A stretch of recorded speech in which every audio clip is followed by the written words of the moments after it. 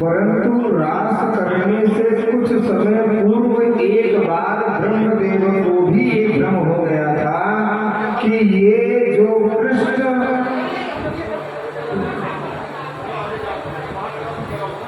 ग्वाल बालों के साथ एक मनुष्य की योनि में लीला कर रहा है, ये कोई भगवान नहीं, ये एक आम मनुष्य ही है।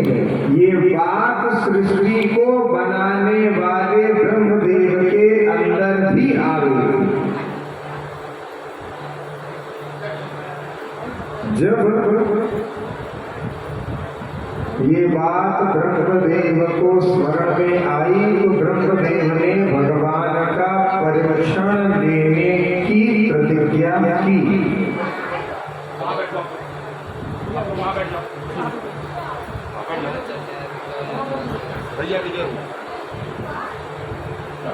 अब ब्रह्मदेव ने किया क्या कि जब भगवान सभी गैया मैया के बच्चों को और दो गणों को लेकर के अपने घर से निकल कर गए चराने के लिए, तो ब्रह्मदेव ने भगवान को मोह में डाल करके भगवान के सारे मित्रगण और सारे उन गायों के बछड़ों का अपहरण कर दिया। जो भी यहाँ पर भगवान के कार्य में लगे हैं सेवक गण, वो पीछे जो माताएं आ रही हैं उनके बैठने की व्यवस्था करें, और अगर आपके आगे पीछे आसपास जगह हो तो आप और थोड़ा स्थान बना लें ताकि जो और श्रद्धालु आ रहे हैं वो बैठ सकें।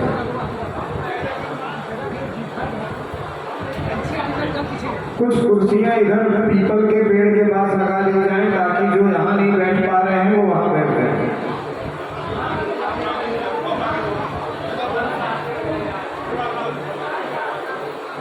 श्री कृष्ण गोविंद हरे मुरारी, हे राध नारायण वासुदेव, श्री कृष्ण गोविंद हरे मुरारी, हे राध नारायण वासुदेव, श्री कृष्ण गोविंद हरे मुरारी, हे राध नारायण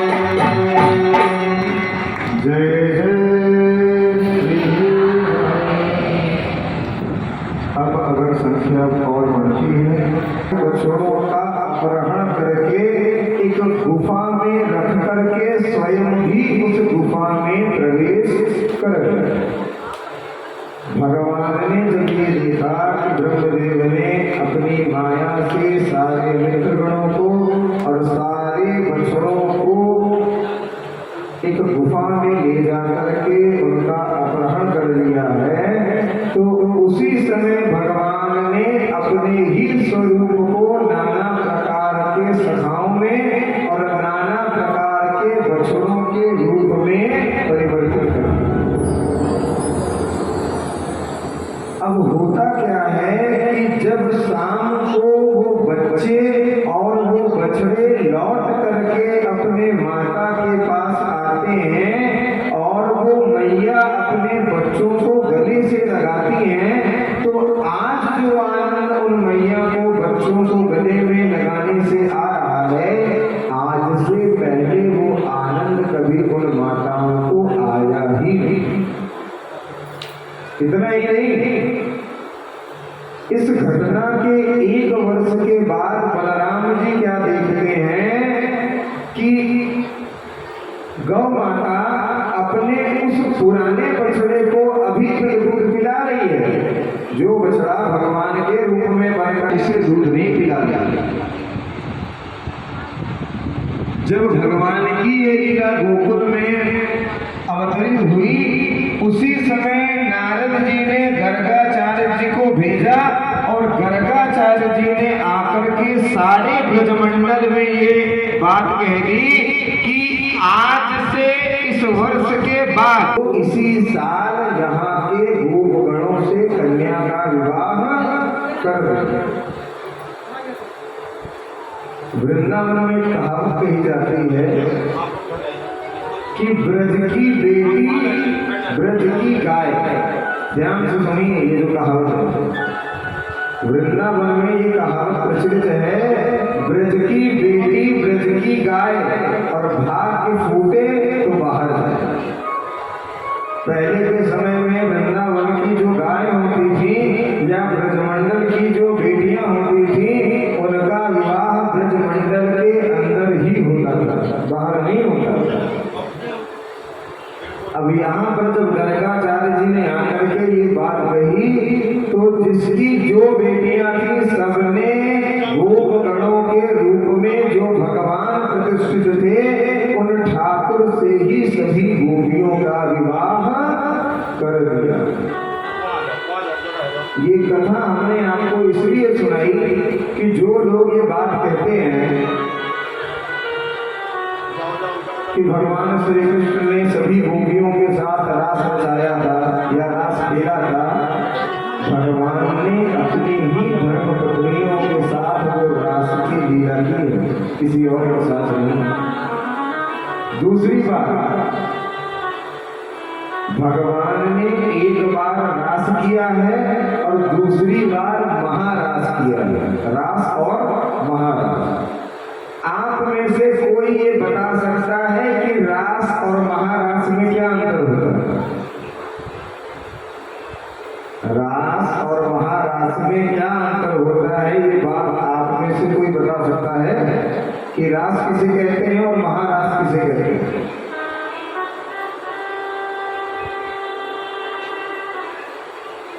जब भगवान गोपियों के साथ रास रचाते हैं, देखिए आज के समय में ये जो रास है, इस शब्द को गलत तरीके से परिवर्तित करके हमारे माइंड में सेट किया गया है कि रास का मतलब कुछ और ही होता है। रास का वास्तविक अर्थ होता है जहाँ पर रस की वर्षा हो रही हो, वही रास है।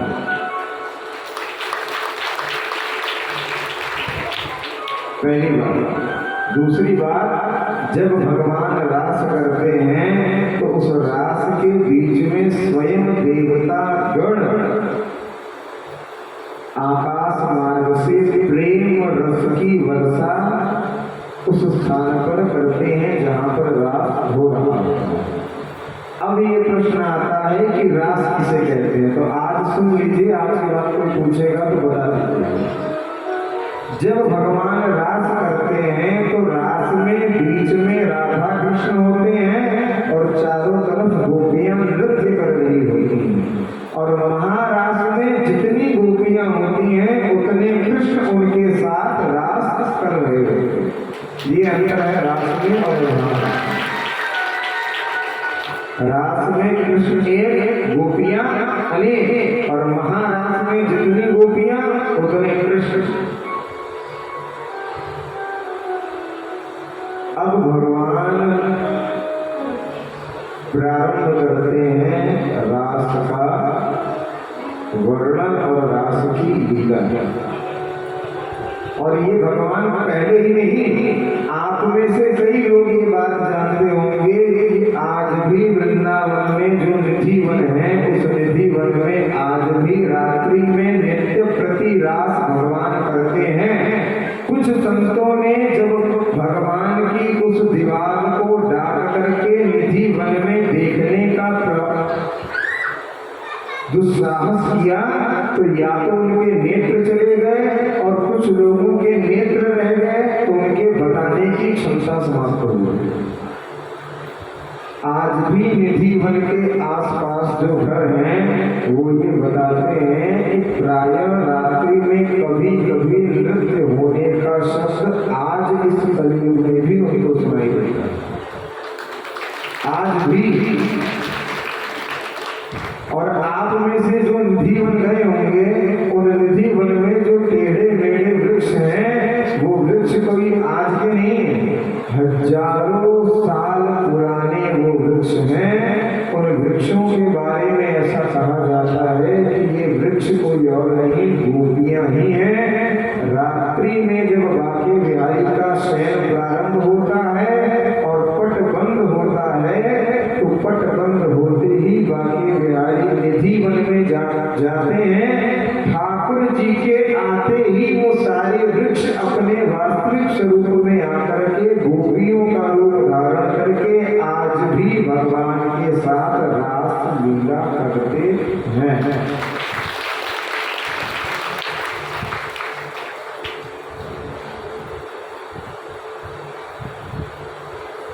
धीरे धीरे जब भगवान 11 वर्ष के हो गए और कंस के बार बार राक्षसों के भेजने के बाद भी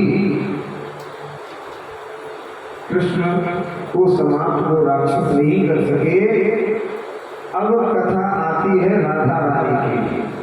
तो ये कथा आप और ज्यादा ध्यान से सुनें, क्योंकि कृष्ण की प्राप्ति तभी होगी जब उस कथा में राधा का समावेश होगा। जिस कथा में राधा नहीं है वो कृष्ण की कथा नाम मात्र की कथा है, काम मात्र की कथा वो नहीं हो सकती। जब भगवान ने नाना प्रकार के दैत्यों का वध किया तो कंस ने आपातकाल में एक मीटिंग बुलाई कि ये छोटा सा बच्चा कैसे इतने बड़े बड़े पराक्रमी राक्षसों को मार सकता है। तो कंस के मंत्रीगण ये बताते हैं कि प्रभु हमने अपने गुप्तचरों से ये पता किया है कि कृष्ण के अंदर वो शक्ति नहीं है कि वो राक्षसों को मारता है। जहाँ पर कृष्ण रहता है उस स्थान से कुछ दूर एक बरसाना है, उस बरसाने में एक राधा है जो राधा कृष्ण को मारने की शक्ति देती है। उस शक्ति को प्राप्त करके कृष्ण राक्षसों का वध करता है। तो कंस ये निर्णय लेता है कि सबसे पहले अगर गोकुल की लाइट काटनी है तो बरसाने में जो ट्रांसफार्मर है उसको उड़ाना पड़ेगा, क्योंकि राधा जो है उस शक्ति का पुण्य है और शक्ति के पुण्य को नष्ट करना है तो एक दो दैत्यों की आवश्यकता नहीं पड़ेगी।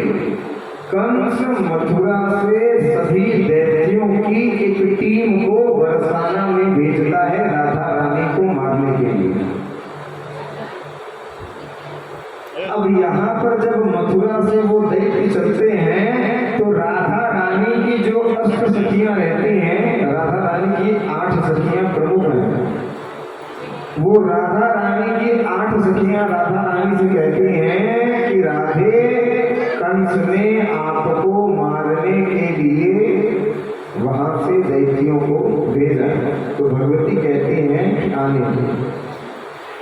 जैसे ही कंस के द्वारा भेजे गए वो दानव बरसाने की सीमा में प्रवेश करते हैं, प्रवेश करते ही वो सारे दैत्य स्त्री के रूप में परिवर्तित हो जाते हैं। और राधा रानी की सखियां उनको बांध करके राधा रानी के सामने ले आती हैं और राधा रानी ये आदेश देती हैं कि इन दैत्यों को गौशाला में गाय का गोबर उठाने के लिए लगा दिया जाए।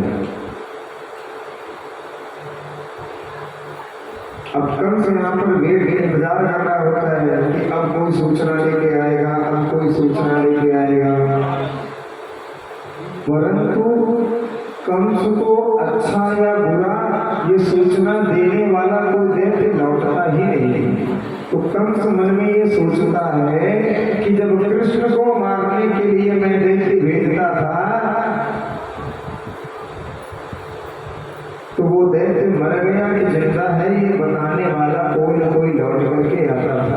लेकिन इस बार जिन दैत्यों को हमने भेजा है उन्होंने काम किया या नहीं किया ये बताने वाला भी कोई लौट करके अभी तक नहीं आया। तो कंस स्वयं जाता है देखने के लिए। और जैसे ही कंस राधा जी के उस बरसाने की सीमा में प्रवेश करता है, कंस भी स्त्री के रूप में परिवर्तित हो जाता है और उसे भी राधा रानी गौशाला में गौ की सेवा करने के लिए लगा जाता है। ये राधा रानी के प्रभाव का छोटा सा वर्णन है। भगवान श्री कृष्ण तो आते थे, दानों को लड़ाई करते थे, मार दंगा सब होता था, तब जाकर के उनको मारते थे। लेकिन राधा रानी के कृपा कटाक्ष से जैसे ही कोई दानव बरसाने की सीमा में प्रवेश करता था, प्रवेश करने मात्र से वो अपने स्वरूप को भूल जाता था। अब जब कंस को स्त्री के रूप में कई वर्ष बीत गए तब नारद जी आकर के राधा रानी से प्रार्थना करते हैं कि अगर आपने कंस को मुक्त नहीं किया तो जिस लिए भगवान का जन्म हुआ है वो जन्म सार्थक नहीं हो पाएगा। कंस की इस प्रार्थना से भगवान कंस की इस करुण पुकार को सुन करके नारद जी के द्वारा जब वो प्रार्थना राधा रानी तक पहुंचती है तो राधा रानी कंस को मुक्त कर देती है। आप लोगों से निवेदन है कि ये बीच में आए जाए ना, आप लोगों के आने जाने के कारण बाकी लोगों का ध्यान बार बार डिस्टर्ब हो रहा है। बार बार आने जाने की जो प्रक्रिया है इसे रोक दें। कुछ देर की कथा है, उसके बाद फिर हम सभी भगवान के विवाह के महोत्सव में प्रवेश करेंगे। अब समय आता है जब भगवान वृंदावन को छोड़ करके मथुरा की ओर जाते हैं। कंस के आदेश से अक्रूर जी अपना रथ लेकर के वृंदावन में आते हैं।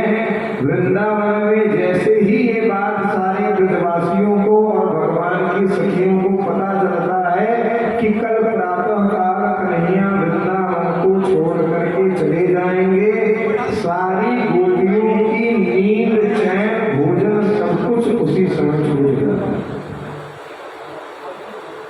और जब भगवान रथ पे चढ़ करके जाने के लिए तैयार होते हैं तो देखते क्या है कि रथ के सामने सभी गोपियां लेटी हुई हैं और भगवान से ये कहती हैं, कृष्ण अगर तुम्हें मुझे छोड़ करके जाना है तो सबसे पहले इस रथ को हमारे ऊपर से चढ़ा करके ले जाओ।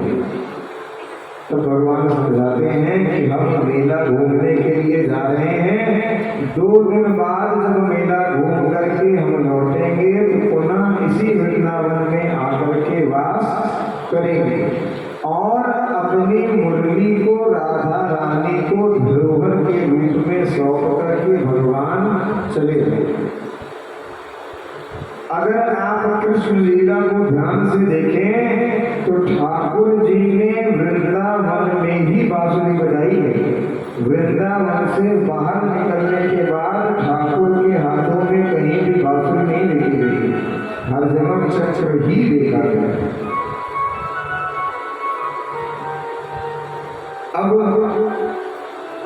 भगवान अक्रूर जी को साथ लेकर के मथुरा में प्रवेश करते हैं। जैसे ही भगवान मथुरा में प्रवेश करते हैं तो अपने मामा जी से मिलने के लिए जाने लगते हैं। जब भगवान मथुरा के नगरवासियों के बीच में से होकर के कंस के महल तक जाने लगते हैं तो भगवान देखते क्या है कि एक धोबी जो राजमहल के वस्त्रों को धुला करता था उन वस्त्रों को धुल करके ले जा रहा था। तो भगवान कहते हैं कि भैया कछु एक दो वस्त्र हमें भी दे दो ताकि हम भी इस वस्त्र को पहन करके थोड़ा राजसी ठाट बाट में आ जाए। अहंकार के कारण, क्यों अहंकार? क्योंकि राजा कंस का वो धोबी था। मालिक से ज्यादा मालिक के नौकरों में गर्मी होती है। मालिक में गर्मी नहीं होगी लेकिन नौकरों को ज्यादा गर्मी होती। उसी प्रकार जब भगवान ने उस धोबी से वस्त्र मांगा तो अहंकार में उस धोबी ने भगवान को अपशब्द कहा और ये कहा कि खुद गाय को चलाने वाले ग्वाले तेरी ये औकात नहीं है कि इन राजसी वस्त्रों को तू पहन सके। जैसे ही उस धोबी ने भगवान से ये कहा, भगवान ने जोर से खींच करके एक थप्पड़ उस धोबी के गाल पर मारा और थप्पड़ पड़ते ही उस धोबी के प्राण गोविंदाय नमो नमः हो गए। कुछ दूर जब भगवान चलते हैं तो भगवान को बलराम जी कहते हैं, कन्हैया वस्त्र तो तूने ठीक ठाक दिला दिया लेकिन अगर मस्तक पर तनिक चंदन और लग जाए तो और आनंद आ जाएगा। तो जब भगवान कुछ दूर चलते हैं तो देखते क्या है कि 8 जगह से टेढ़ी एक कुबड़ी महिला हाथ में चंदन का कटोरा लिए हुए राजमहल की तरफ जा रही है। उस महिला का ये काम था कि वो चंदन घिस करके कलश को लगाने के लिए विधि थी।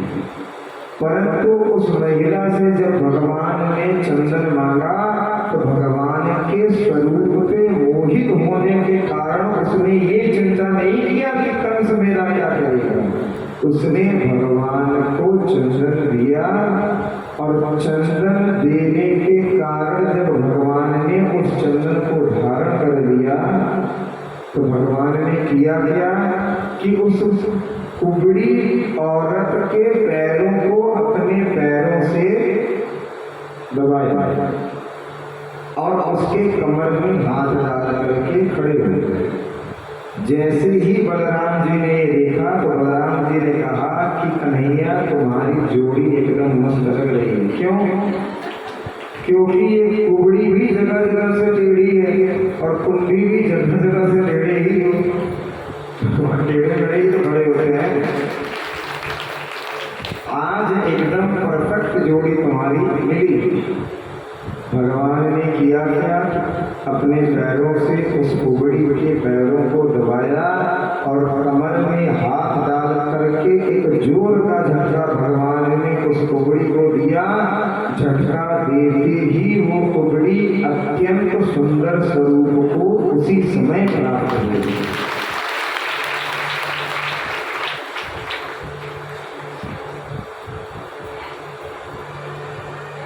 इस कथा से आपके सीखने लायक ये है कि आप दीन हो, हीन हो, गरीब हो, सुंदर हो, कुरूप हो, लूले हो, लंगड़े हो, जैसे भी हो, अगर एक बार आपने ठाकुर को वास्तविकता से बिना संसार से डरे, जिस प्रकार बिना कंस से डरे उस कुबड़ी औरत ने भगवान को चंदन समर्पित किया गया, उसी प्रकार आप जैसे भी हो, अच्छे बुरे गंदे टेढ़े मेढ़े लूले लंगड़े जैसे भी हो, जब उस भाव से ठाकुर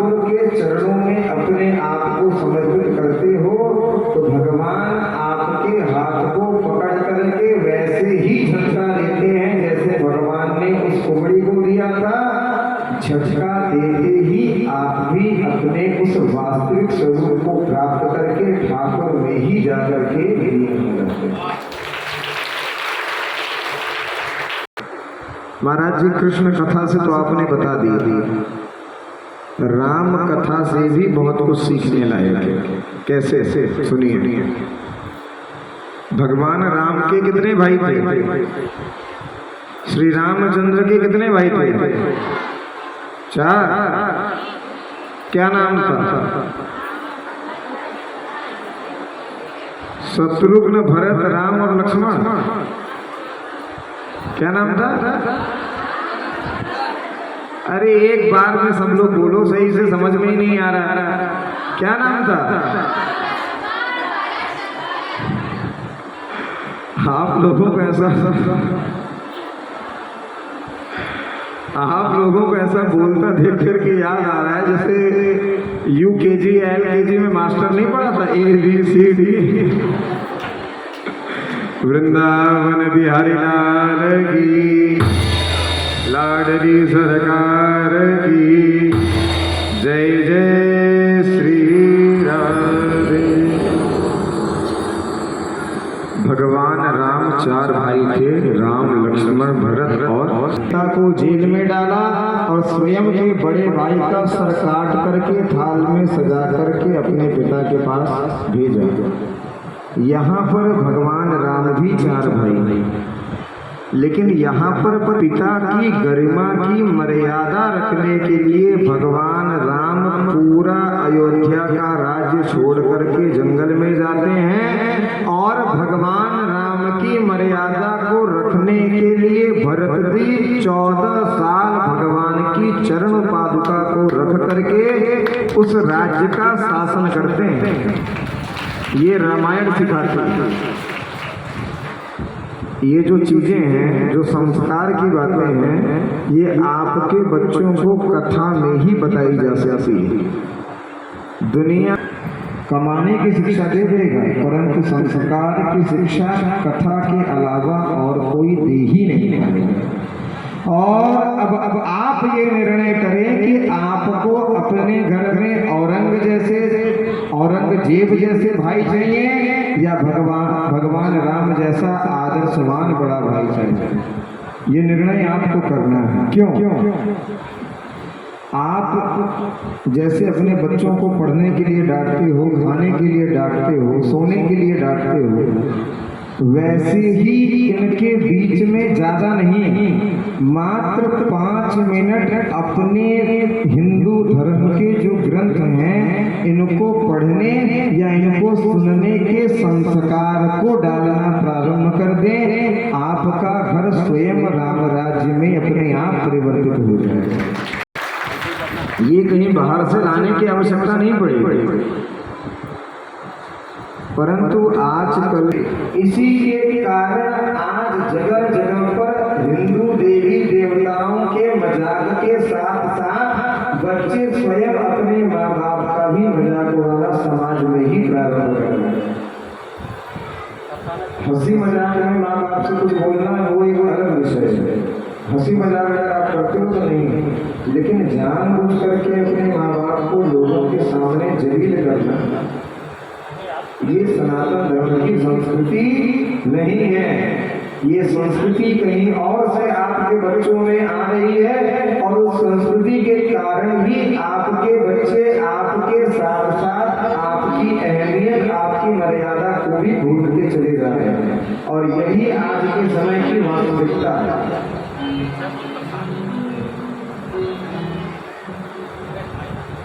भगवान को जब वो उभड़ी चंदन अर्पित करती है, चंदन अर्पित करने के बाद भगवत स्वरूप को प्राप्त होती है। रास्ते में श्री कृष्णचंद्र और बलराम आ रहे हैं। जैसे ही ये बात कंस को पता चलती है तो कंस 10,000 हाथियों के समान जो एक हाथी में बंद था, उस हाथी को कंस पागल करवा करके श्री कृष्णचंद्र को मारने के लिए भेज देता।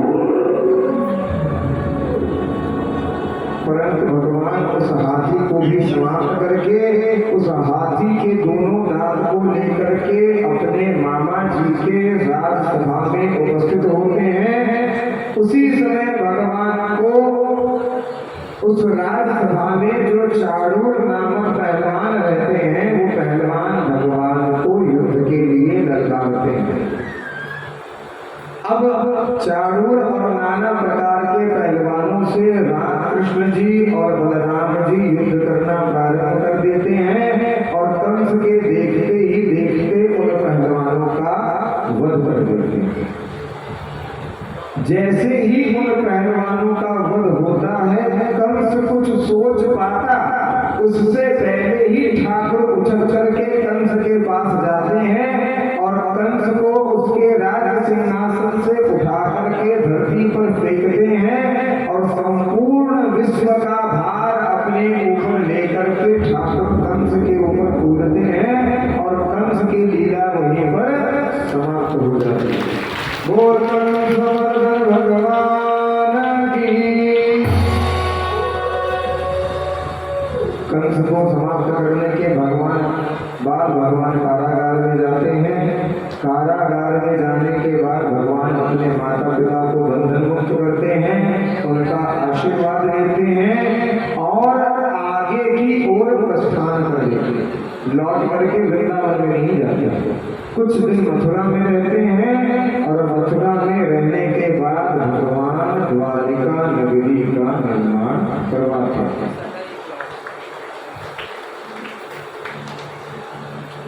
कुछ लोग कहते हैं कि तुम्हारे सनातन धर्म में एक बच्चे का जन्म होता है, वो बच्चा बड़ा होता है, उस बच्चे को भगवान मान के हिंदू पूजा करते हैं। तो हमने उनको जो जवाब दिया था वो जवाब आप भी सुने, बहुत काम का जवाब है। हमने उनसे कहा कि श्री कृष्ण के अंदर एक व्यक्ति के अंदर जितनी योग्यता है, इसकी आधी योग्यता भी अगर किसी मनुष्य के अंदर दिखा दो तो हम स्वयं उसे भगवान मान के उसकी पूजा करेंगे। अब सुनिए ध्यान से, ठाकुर जी की योग्यता क्या क्या है। बांसुरी बजा करके गाय और गोपियों को बांधने वाला भगवान श्री कृष्ण से बड़ा म्यूजिशियन और कौन हो सकता है। यहाँ पर हमारे गंधर्वगण मिलकर के संगीत गान करते हैं और आप सब मुग्ध हो जाते हैं, लेकिन इस संगीत से कोई पक्षी मुक्त नहीं होता। लेकिन बांसुरी बजाने मात्र से गाय और गोपियों को बांधने वाला भगवान श्री कृष्ण से बड़ा म्यूजिशियन और कौन हो सकता है। पहली विशेषता गिनते जाना, आंखों से अपने मन की बात गोपियों को समझा देने वाला भगवान श्री कृष्ण से बड़ा साइकोलॉजिस्ट कौन हो सकता है। यज्ञ करके वर्षा कराई जा सकती है, ये बताने वाला भगवान श्री कृष्ण से बड़ा प्रकृति को समझने वाला कौन हो सकता है। और अगर आप द्वारिका का इतिहास जानते हो तो द्वारिका समुद्र के बीचों बीच बनाई गई थी। आज हमें अगर गंगा जी के ऊपर पुल बांधना है तो बड़े बड़े इंजीनियर्स की हालत खराब हो जाती है। और समुद्र के बारे में कहा जाता है कि आज तक समुद्र की गहराई कितनी है ये कोई नाप ही नहीं सका।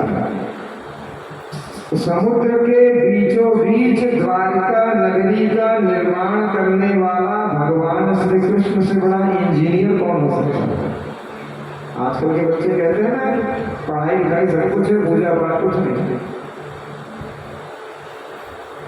हजारों सालों से साइंटिस्ट लगे हैं, लेकिन आज तक ये नहीं पता लगा पाए हैं कि समुद्र की एक्चुअल गहराई कितनी है। और इतनी गहराइयों के बीच में भगवान ने द्वारिका नगरी का निर्माण भी कर दिया। अच्छी सेहत का ध्यान कैसे रखा जाए ये बताने वाला श्री कृष्ण से बड़ा डॉक्टर कौन हो सकता है। और रण क्षेत्र में जिस समय लोग एक दूसरे को मारने के लिए खड़े हैं, उस समय कर्म के लिए युद्ध करो, ये ज्ञान देने वाला भगवान श्री कृष्ण से बड़ा गुरु कौन हो सकता है। और जिस सुदर्शन चक्र के वेग को कोई रोक नहीं सकता, उस सुदर्शन चक्र के वेग को एक उंगली से रोक देने वाला भगवान श्री कृष्ण से बड़ा वीर कौन हो सकता है। इतनी सारी योग्यताएं होने की नहीं, और भी बहुत है, लेकिन ये जो जरूरी थी वो हमने आपको गिनाई। इनमें से एक भी अच्छी योग्यता आप किसी मनुष्य में अगर दिखा दो या देख लो तो ये समझ जाना कि वो भी भगवान है। एक योग्यता, 5 योग्यताएं तो छोड़ दो, एक योग्यता, और सारी योग्यताओं को लेकर के ठाकुर स्वयं अपने भक्तों के मन में विराजमान होकर के उनके नचाने पर नाचते हैं, उनके डांटने पर रोते हैं और उनके खिलाने पर खाते भी हैं। भगवान अहंकार नहीं करते कि मेरे अंदर सारी विशेषता है तो मैं जीवों के पीछे क्यों भागूं। अब महाभारत का युद्ध प्रारंभ हुआ। ये कथा फिर आपने काम किया करिए, सुनिए, ये महाभारत की कथा है। जब महाभारत का युद्ध प्रारंभ हो रहा होता है तो उस महाभारत के युद्ध के प्रारंभ होने से कुछ दिन पहले एक चिड़िया अपना अंडा कुरुक्षेत्र की भूमि पर दे देती है। बहुत ध्यान से सुने, बहुत बड़ी कथा है। जिस कुरुक्षेत्र में महाभारत का युद्ध प्रारंभ होने वाला था, उस कुरुक्षेत्र में वो चिड़िया अपना एक अंडा उस भूमि पर दे देती। और जब अंडा देने के कुछ दिन बाद उसे ये पता चलता है कि इस रणभूमि पर बड़े बड़े नरसंहार होने वाले हैं, संसार का सबसे बड़ा युद्ध होने वाला है,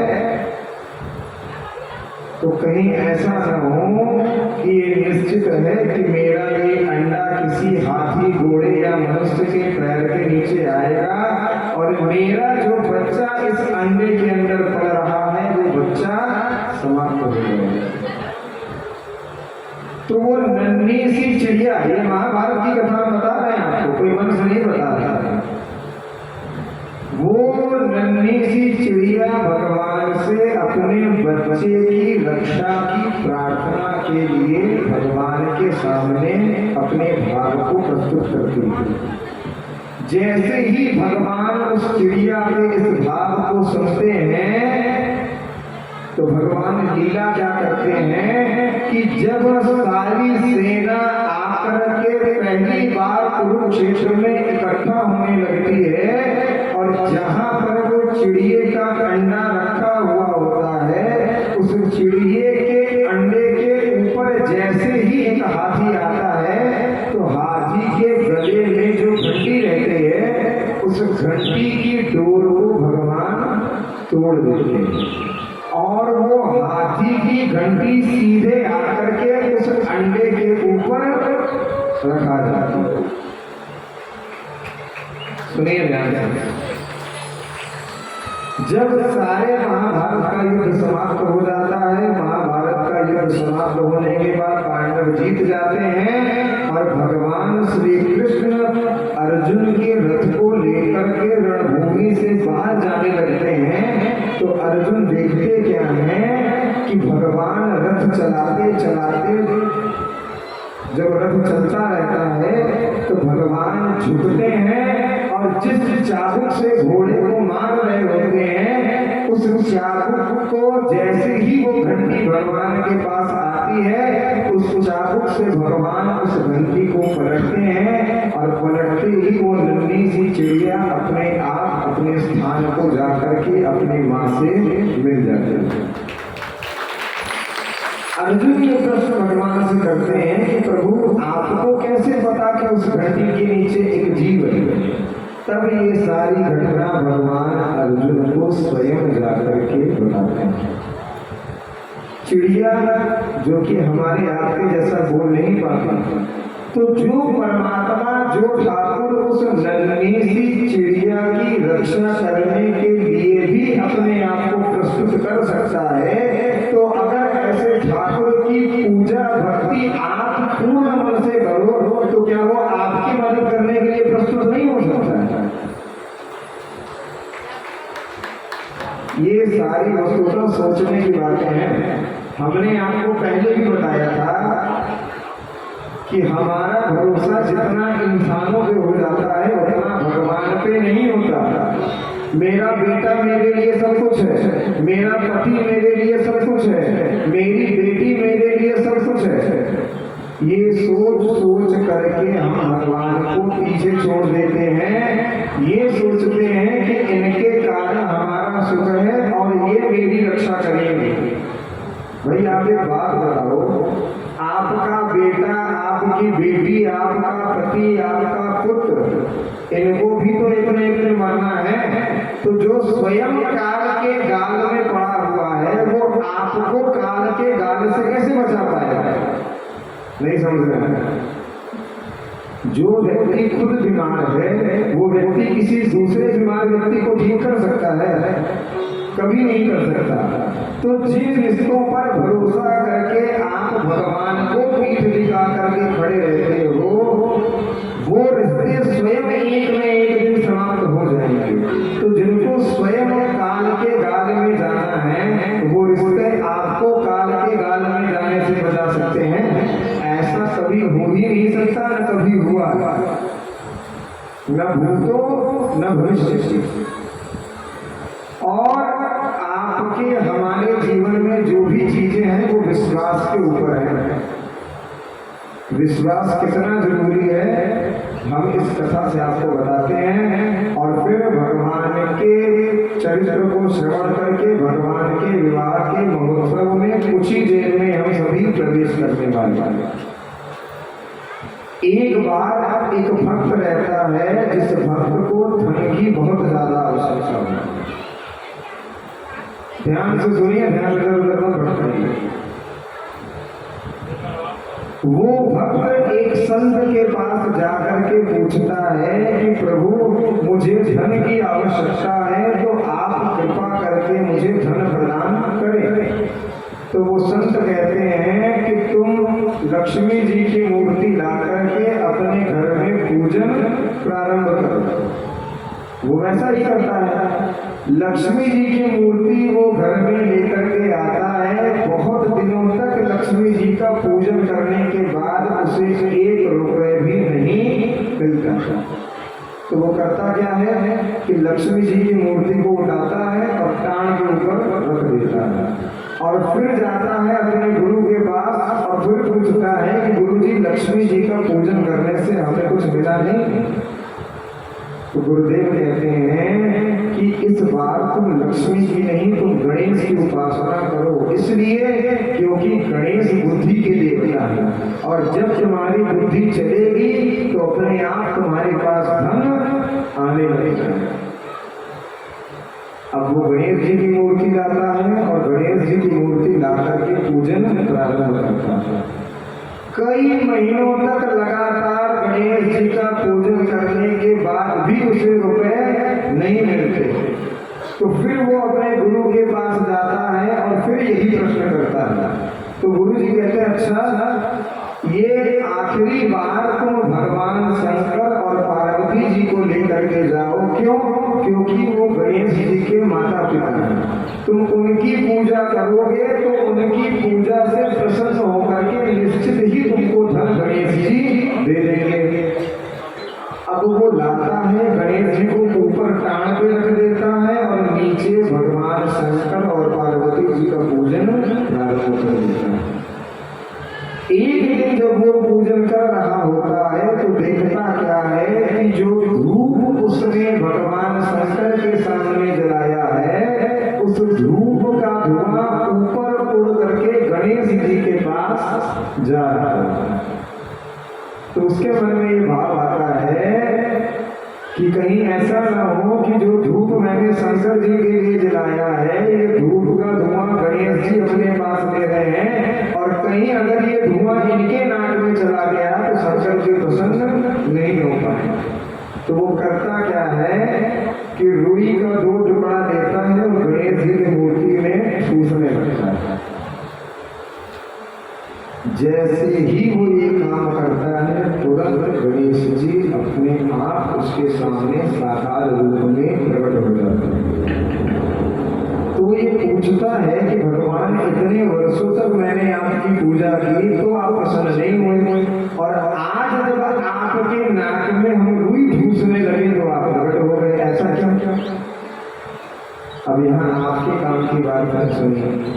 भगवान गणेश ने कहा कि जब तुम मेरा पूजन भजन करते थे तो तुम्हारे मन में ये भाव था कि इनका पूजन तो हम कर रहे हैं, लेकिन ये पूजन ये स्वीकार कर रहे हैं कि नहीं कर रहे हैं ये हमें नहीं पता।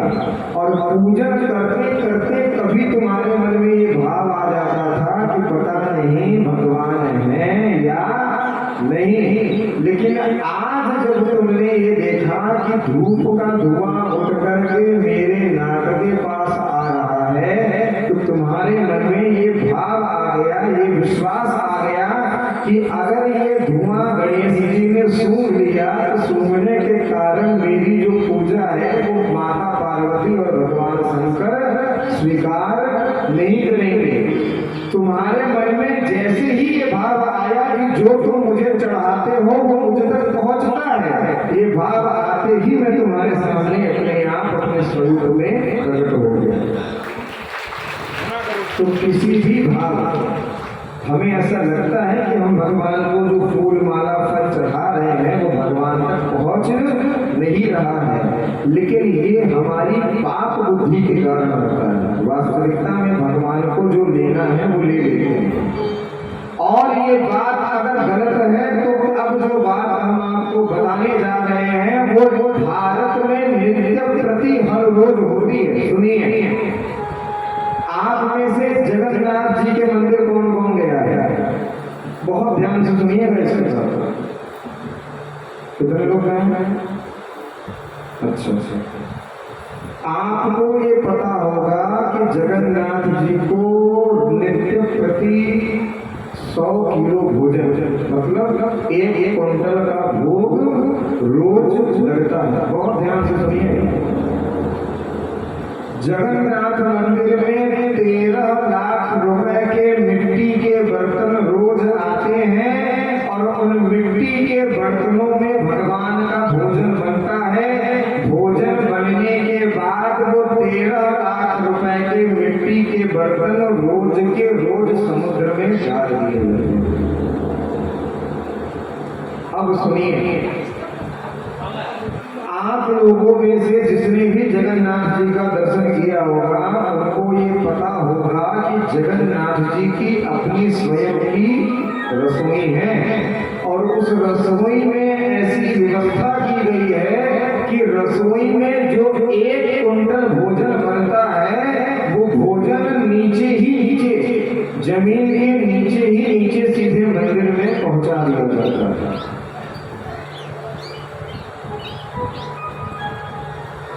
जब वो भोजन, वो 1 क्विंटल भोजन ठाकुर जी के मंदिर में रखा जाता है तो उस भोजन में कोई सुगंध रहती ही नहीं है। जैसे हम अपने घर में सब्जी दाल बनाते हैं तो महक आती है ना, लेकिन जब वो भोजन जगन्नाथ जी के सामने रखा जाता है तो उस भोजन का एक भी कण सुगंध उस भोजन से नहीं निकलती। भोजन रखने के बाद जो जगन्नाथ जी के पुजारी हैं वो पर्दा लगाते हैं। पर्दा लगाने के बाद जगन्नाथ जी की जो मूर्ति है उस, जैसे यहाँ पर जगन्नाथ जी की मूर्ति है और यहाँ पर शीशा लगाते हैं, कांच, जिसमें हम चेहरा देखते हैं। जगन्नाथ जी की मूर्ति यहाँ पर है और जगन्नाथ जी की मूर्ति के इस तरफ कांच लगाते हैं और कोने में ब्राह्मण खड़े हो जाते हैं। ये रोज का नियम बता रहे हैं। जिनको लगता है कि दुनिया में भगवान नहीं है वो सुने। जगन्नाथ जी की मूर्ति सामने है, शीशा लगाते हैं जगन्नाथ जी के, ऐसे ही शीशा लगाया जाता है और कोने में ब्राह्मण खड़े हो जाते हैं और खड़े होकर के कीर्तन करना प्रारंभ करते हैं। कीर्तन के माध्यम से भोग लगाने के लिए वो जगन्नाथ जी को बुलाते हैं।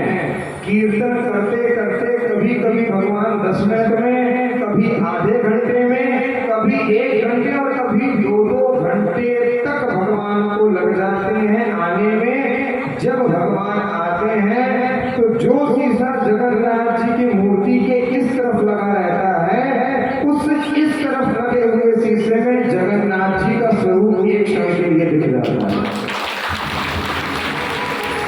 उससे ये पता चल जाता है कि जगन्नाथ जी भोजन ग्रहण करने के लिए आ चुके हैं। और जैसे ही भगवान मूर्ति के अंदर आकर के बैठते हैं, वो सारा का सारा भोजन से, सारे के सारे भोजन की सुगंध से सारा मंदिर पट जाता है। ये रोज होता है। भोजन जब लाते हैं तो 1 क्विंटल भोजन में कोई सुगंध नहीं रहती। भोजन है कि क्या है ये पता ही नहीं चलता। और जैसे ही जगन्नाथ जी अपनी मूर्ति में आकर के बैठते हैं, बैठते ही सारा मंदिर जगन्नाथ जी के प्रसाद से देदीप्यमान होता है।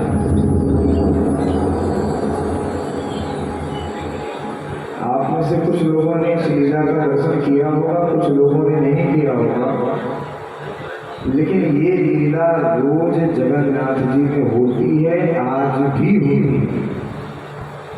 और आप लोगों को ये बात पता होगा कि उड़ीसा में जिस स्थान पर जगन्नाथ जी विराजमान हैं, कुछ समय बाद एक ऐसा समय आता है, कुछ वर्षों के बाद, कि सारे उड़ीसा की लाइट बंद कर दी जाती है। और लाइट बंद करने के बाद उड़ीसा की सीमा में बड़ी बड़ी फोर्सें लगा दी जाती हैं।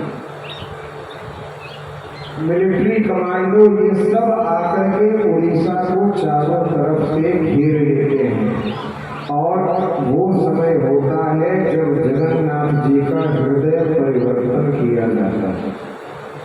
जब भगवान श्री कृष्ण ने अपना शरीर छोड़ा था, उनके शरीर को जब जलाया गया था तो उस शरीर में से सब कुछ तो जल गया था, लेकिन भगवान का दिल नहीं जला था। वही दिल ला करके जगन्नाथ जी के हृदय में रखा जाता है।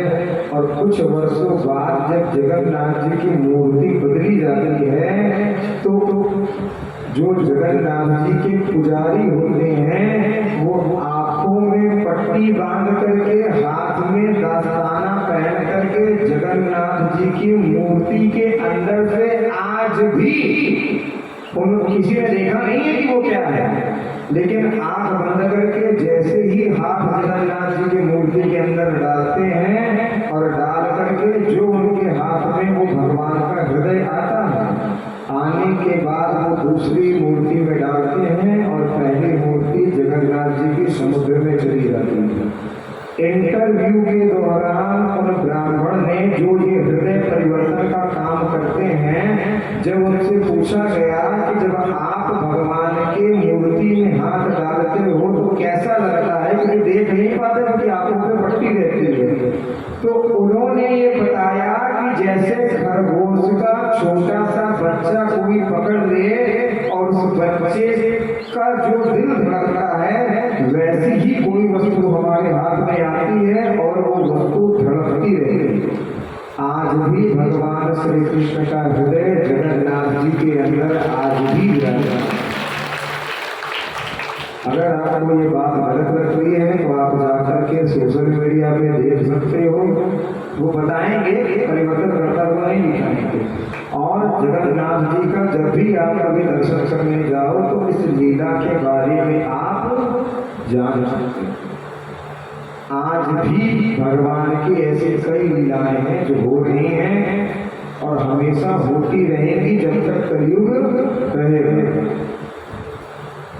तो आइए, यहाँ पर जब भगवान द्वारका नगरी का निर्माण करते हैं और द्वारका नगरी का निर्माण करने के बाद भगवान महाभारत के युद्ध को समाप्त करते हैं, तो सारे द्वारका वासी को ये पता चल जाता है कि भगवान आ रहे हैं। भगवान द्वारका में प्रवेश करते हैं और भगवान के पास एक लेटर आता है, जिस लेटर में रुक्मिणी अम्बा अपना सारा वृत्तांत लिख करके ठाकुर जी के चरणों में समर्पित करती हैं और ये कहती हैं कि अगर कल आपने आकर के मेरा अपहरण नहीं किया तो मैं अपने प्राणों को त्याग दूंगी। ये पत्र जैसे ही ठाकुर को मिलता है तो बिना सेना लिए ठाकुर जी अकेले ही रुक्मिणी अम्बा का अपहरण करने के लिए निकल करते। अब यहाँ पर भी एक और विशेष बात आ गई, चाहे वो सीता जी हो, चाहे वो रुक्मिणी जी हो, चाहे वो गोपियां हो, या चाहे स्वयं यशोदा मैया, देवकी मैया या कौशल्या मैया, इन सबको श्री कृष्ण और राम की प्राप्ति भगवती की भक्ति करने के कारण ही हुई। जिस स्थान पर भगवान श्री कृष्ण ने रुक्मिणी अम्बा का अपहरण किया है वो स्थान भगवती का है और रुक्मिणी अम्बा भगवती का ही पूजन करके और भगवती से श्री कृष्ण को मान करके लौट रही थी। उसी समय श्री कृष्ण आकर के रुक्मिणी अम्बा का अपहरण करते हैं, नाना प्रकार के राजाओं का संहार करते हुए अंत में भगवान रण को छोड़ करके रुक्मिणी अम्बा को लेकर के द्वारका नगरी की ओर प्रस्थान करते हैं। जैसे ही ये बात द्वारकावासियों को पता चलती है कि भगवान महारानी रुक्मिणी अम्बा को लेकर के आ रही हैं, सारे द्वारकावासी भगवान के विवाह की तैयारी करना प्रारंभ कर देते। राम भगवान किसके अवतारी हैं? राम जी किसके अवतारी हैं बताइए? विष्णु भगवान के। और सीता जी लक्ष्मी मैया। श्री कृष्ण किसके अवतारी हैं?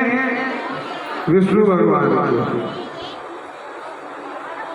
आपने मेरे प्रश्नों का उत्तर दिया है, राम नारायण के अवतारी हैं और सीता लक्ष्मी की अवतारी है। ठीक है, श्री कृष्ण किसके अवतारी हैं? तो लक्ष्मी की अवतारी कौन है? लक्ष्मी जी की अवतारी कौन है? रुक्मिणी वाले हाथ उठाइए और राधा वाले हाथ उठाइए। कुछ लोग कहते हैं कि लक्ष्मी जी राधा जी की अवतारी हैं, कुछ लोग कहते हैं रुक्मिणी जी की अवतारी हैं। चलो, अगर मान लिया कि राधा जी लक्ष्मी जी की अवतारी हैं तो फिर रुक्मिणी जी किसकी अवतारी है ये बताइए। जिनसे भगवान का विवाह हुआ है वो रुक्मिणी जी किसकी अवतारी है बताइए? नहीं पता, फंस गए ना।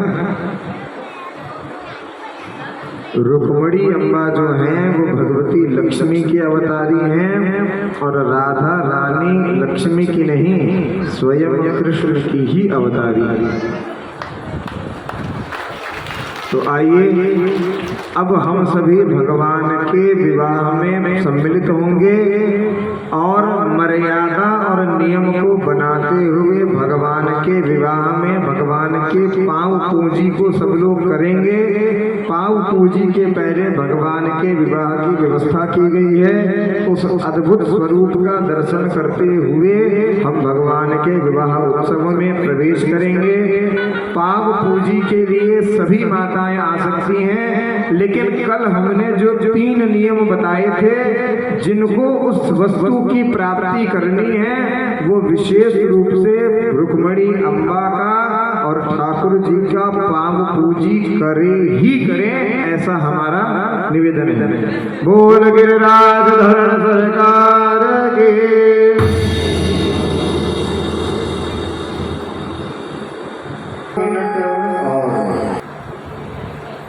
समझ में नहीं आया?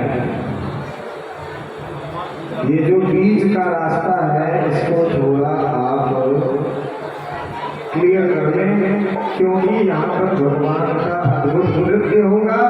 नृत्य के बाद भगवान का अद्भुत। अच्छा एक बात और, कोई भी फोटो या वीडियो खड़ा होकर के नहीं बनाएगा, अगर बनाएगा तो लीला वहीं पर रोक दी जाएगी। क्यों? क्योंकि आपके खड़े होने से आपके पीछे वालों को वो लीलाएं नहीं दिखेंगी। समझ गए? नहीं समझे? समझे कि नहीं? जय जय श्री राधे।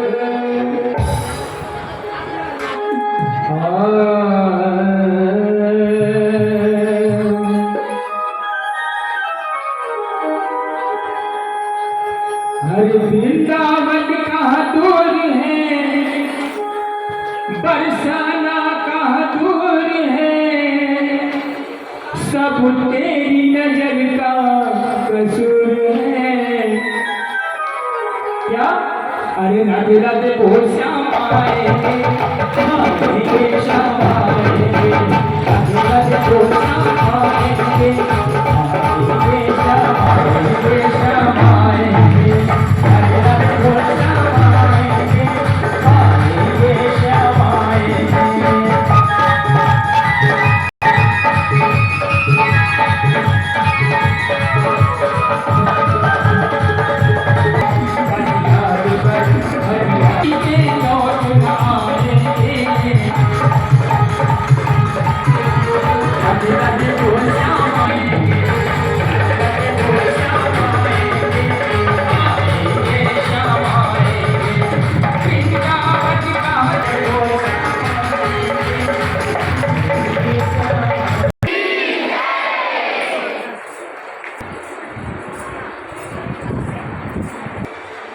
अब एक विशेष बात है, उसको सुन लीजिए। फिर भगवान का कि महाराज जी कलश लेने, इस कलश को अपने घर में रखने का क्या प्रभाव होता है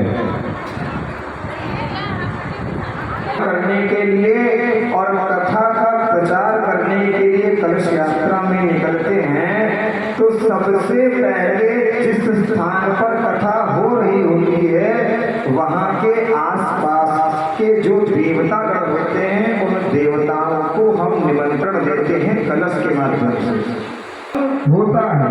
तो जब हम कलश लेकर के भागवत जी की कलश, तो जो माताएं कलश उठाई रहते हैं 7 दिन तक, कभी कभी ऐसा होता है कि हम कथा में समय से नहीं आ पाते या पूरी कथा नहीं सुन पाते।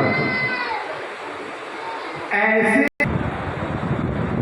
भागवत की कथा के बाद जब ये कलश, ध्यान से सुनिएगा, आप घर में जो कलश स्थापित करते हो नवरात्रि का या पूजन का, उस कलश का विसर्जन हो जाता है। लेकिन भागवत जी में जो कलश स्थापित रहता है, इस कलश का आवाहन तो किया जाता है, लेकिन इस कलश का विसर्जन आखिरी दिन नहीं किया जाता। क्यों? क्योंकि 7 दिन की जो भागवत के प्रांगण की ऊर्जा है, उस ऊर्जा को इस कलश के अंदर बैठे हुए देवता अपने आप खींच करके एकत्र कर देते हैं। और जब ये कलश इस सत्ता यहाँ से उठ करके आपके घर में जाकर के बैठ गए, आपको लगता है कि भागवत जी में कलश सर पे रखे और कलशों का विशेष रूप से नित्य प्रति पूजन करते हैं और देवताओं का आवाहन करते हैं, तब जाकर के 7 दिन के इतने कड़े प्रोसेस के बाद एक कलश अपने वास्तविक स्वरूप को प्राप्त होता है।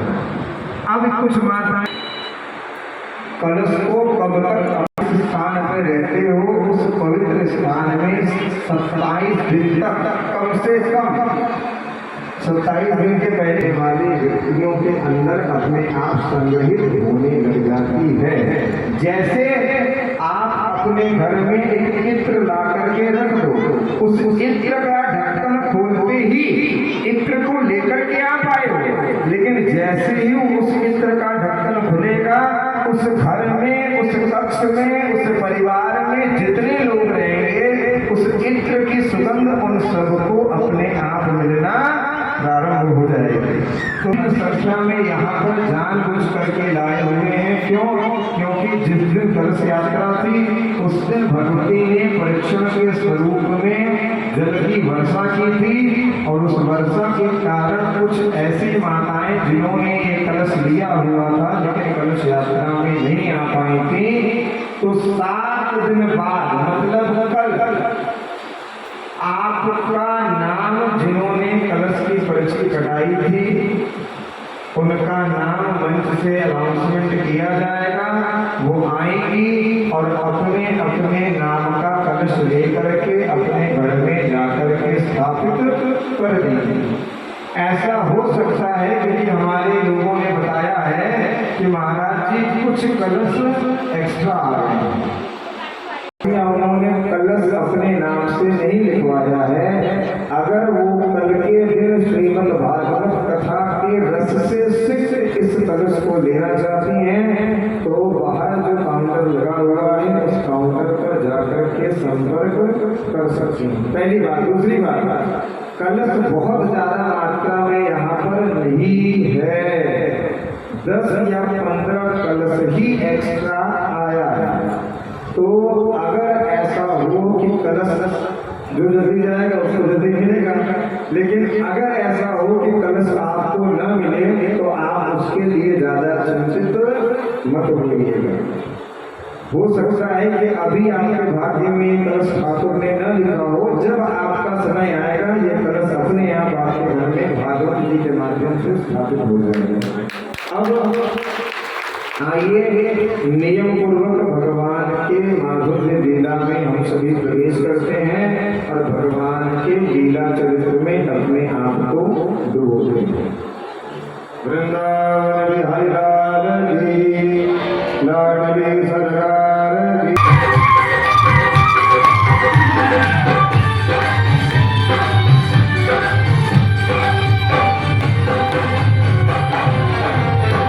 माखन को देते दान दरिया रूसी रूसी डोले, माखन को देते दान दरिया रूसी रूसी डोले।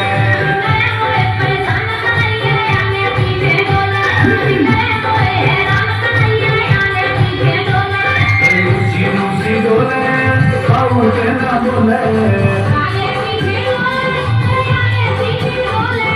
रूसी रूसी डोले खाओ ना बोले। माखन को देते दान दरिया रूसी रूसी डोले, माखन को देते दान दरिया रूसी रूसी।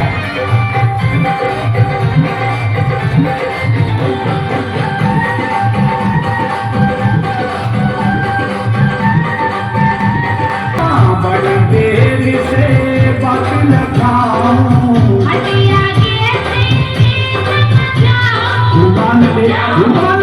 रुमान ले मेरी बातों दरिया रूसी रूसी डोले। माखन को देते दान दरिया रूसी रूसी डोले।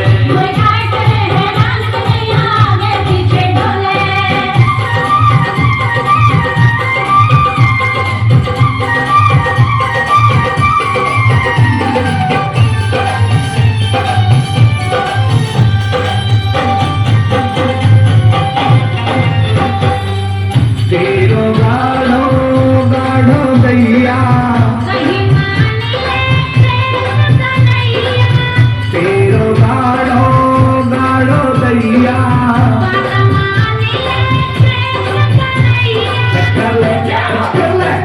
कर ले तेरो ध्यान दरिया रूसी रूसी डोले। माखन को देते दान दरिया रूसी रूसी डोले।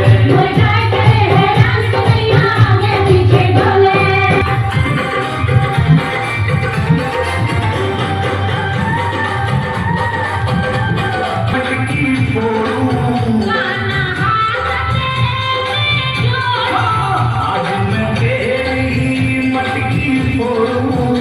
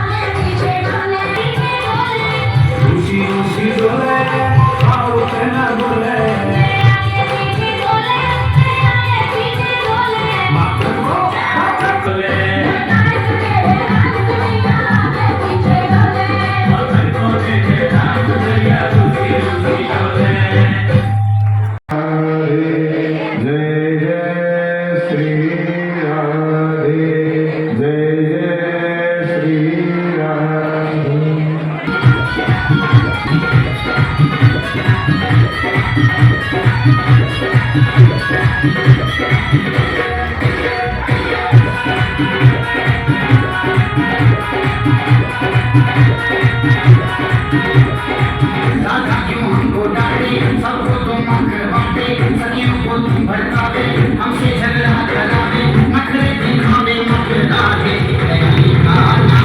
नहीं का नाम दे दे। सुन ले ओ कृष्ण कन्हैया, दाऊ के छोटे भैया, सुन ले ओ कृष्ण कन्हैया, दाऊ के छोटे कहीं तुम्हें तब दूंगी, सवारों भैया लूंगी, कहीं तुम्हें तब दूंगी।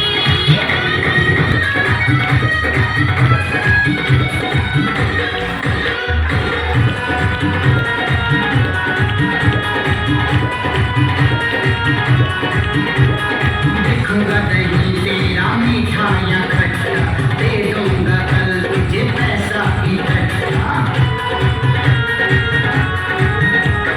दूंगी उधार तो पड़ जाए टोटा, भर दूंगी कल तेरा दही से लोटा।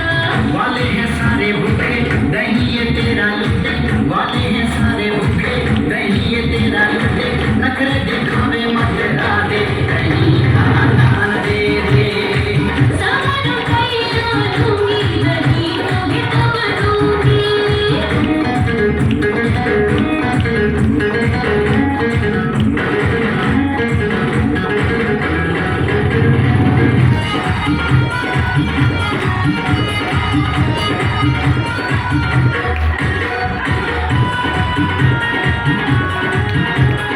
आहे वो गाना तो रहेगी, करूंगी शिकायत मैं तो भैया से तेरी। मान ले बात बरसाने की छोरी, मैया मरू तेरी राधा की छोरी।